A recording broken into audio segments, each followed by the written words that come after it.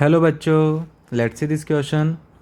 Inside a uniform sphere of mass m and radius r, a cavity of radius r by 3 is made in the sphere as shown. Diagram आपको given है, uniform space का मास और radius आपको given है, इसके अंदर cavity r by 3 radius का cavity create किया गया है। कौन कौन से ऑप्शन सही हम लोगों को यहाँ पे फाइंड करना है। तो सबसे पहले हम लोग जो है इसका कंसेप्ट समझ लेते हैं। Let suppose this is complete sphere जिसका मास है m और इसका रेडियस है r। मास m और रेडियस इसका r है। इसके अंदर हमने एक कैविटी क्रिएट कर दिया। अब ये कोई कैविटी के अंदर पॉइंट P है जिस पर आपको ग्रेविटेशनल फील्ड इंटेंसिटी फाइंड करनी है। ये स्पीयर का सेंटर, स्पीयर के सेंटर से कैविटी के सेंटर तक का जो डिस्टेंस है, लेट सपोज ये है r वेक्टर। कैविटी के सेंटर से पॉइंट P का जो डिस्टेंस है, लेट सपोज ये है b वेक्टर। और के स्पेयर के सेंटर से P पॉइंट का जो डिस्टेंस है, लेट सपोज ये है A वेक्टर। ठीक है, तो आपको P पॉइंट पे ग्रेविटेशनल फील्ड इंटेंसिटी फाइंड करनी है, हमें IP फाइंड करना है। तो ये I जो होगा एक तो कंप्लीट स्पेयर की वजह से होगा और दूसरा I जो होगा वो केविटी की वजह से होगा, राइट, केविटी वाले स्पेयर की वजह से होगा। तो I अगर होल की बात करें हम लोग तो वो क्या होगा, वो होगा 4/3 पाई जी रो ए वेक्टर। ठीक है, क्योंकि inside the gravitation field intensity ये होती है 4/3 पाई जी रो और आर वेक्टर, राइट।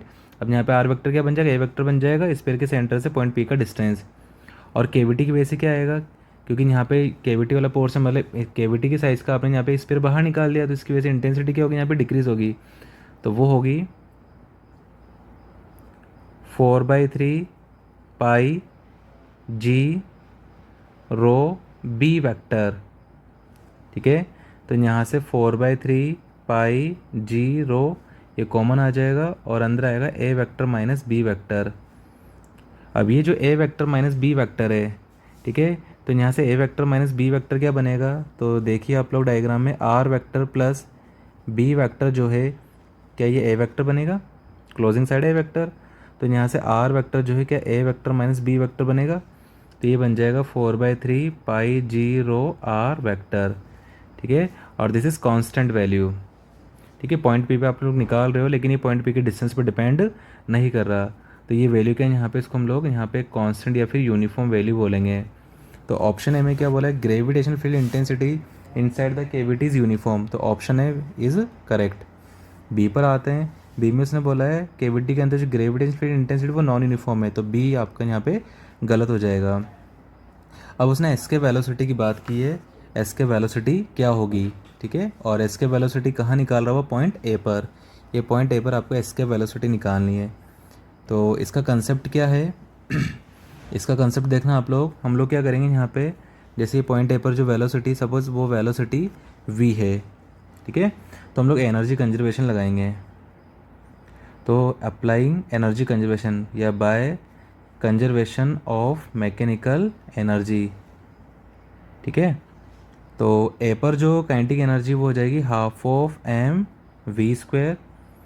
अब ए पर जो पोटेंशियल एनर्जी होगी, इसे ध्यान से समझना आप लोग, ए पर पोटेंशियल एनर्जी क्या आएगी, पहले तो हम कंप्लीट स्फीयर की वजह से निकालेंगे, वो होगी G M small M divided by R, right. अब केविटी की वजह से ही पोटेंशियल एनर्जी आएगी, लेकिन उसकी पोटेंशियल हम लोग क्या करेंगे, माइनस करेंगे, तो माइनस ऑफ माइनस जी। अब केविटी का मास क्या होगा, यहाँ पे मास ऑफ केविटी लेना आपको। ठीक है, तो केविटी का मास लेट सपोज स्मॉल एम है, तो स्मॉल एम का वैल्यू क्या होगा, टोटल मास क्या है capital M divide by total volume क्या है 4/3 pi R cube multiply by cavity का वॉल्यूम क्या आएगा 4/3 पाई r/3 का होल क्यूब। तो it will become small M बनेगा यहाँ से m/27, राइट। तो ये आएगा m/27 small M divided bye, अब यहाँ से यहाँ तक का डिस्टेंस कितना हो जाएगा इसका, देखो पॉइंट ए से केविटी के सेंटर तक का जो डिस्टेंस होगा ये बन जाएगा आपका, भाई टोटल डिस्टेंस हो जाएगा आपका 2r हो जाएगा, इसमें से माइनस करोगे आप r/3, तो ओवरऑल ये बनेगा 5r/3। ठीक है, तो डिवाइड बाय हम लोग क्या करेंगे यहाँ पे 5r/3। क्लियर, ये तो एनर्जी आ गई पॉइंट ए पर। अब इसको इक्वल करेंगे हम लोग एनर्जी एट पॉइंट बी, जो कि कहाँ है, इन्फिनिटी पे। तो इन्फिनिटी पर वेलोसिटी क्या है, ज़ीरो, और पोटेंशियल एनर्जी भी क्या हो जाएगी, ज़ीरो हो जाएगी, राइट। तो यहाँ से जब आप इसको सॉल्व करोगे, ठीक है, अभी इसको हम लोग इजीली सॉल्व कर सकते हैं।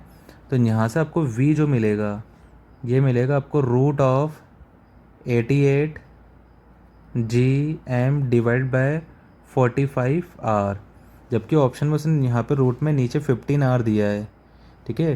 तो ये तो ऑप्शन सी नहीं होगा, गलत है। अब ऑप्शन डी की बात कर लेते हैं। Escape velocity is defined for earth and particle system only. उसने बोला है एस्केप वेलोसिटी अर्थ और पार्टिकल सिस्टम के लिए डिफाइंड है, जबकि ऐसा नहीं है। हम लोग किन्हीं भी दो पार्टिकल सिस्टम के लिए एस्केप वेलोसिटी को डिफाइन कर सकते हैं, ठीक है। तो for any two particle system escape velocity can be defined. जैसे मान लो ये एक पार्टिकल है और इसकी सरफेस पे, ये भले इसको बड़ा ऑब्जेक्ट बोल दो, बड़ा पार्टिकल बोल दो, और इसकी सरफेस पे कोई दूसरा छोटा पार्टिकल रखा हुआ है। अब इसे अगर एस्केप करना हो, इसे अगर इसके बड़े वाले स्पीयर के ग्रेविटेशनल फील्ड से अगर बाहर लेकर जाना है, तो जितनी एनर्जी की रिक्वायरमेंट है वही यहाँ पे इसकी एनर्जी बनेगी, और वहाँ से हम लोग फिर यहाँ से एनर्जी कंजर्वेशन लगा के वेलोसिटी निकाल सकते हो, एस्केप वेलोसिटी बन जाएगी, ठीक है। तो ऐसा नहीं कि अर्थ के केस में हम लोग एस्केप वेलोसिटी कैलकुलेट करेंगे, किसी दूसरे प्लेनेट के रेस्पेक्ट में भी ले सकते हैं हम लोग, किसी बिग ऑब्जेक्ट के रेस्पेक्ट में हम लोग एस्केप वेलोसिटी फाइंड कर सकते हैं। तो ऑप्शन डी भी आपका यहाँ पे गलत होगा। तो ऑप्शन है will be correct. I hope you understood this question. Thank you.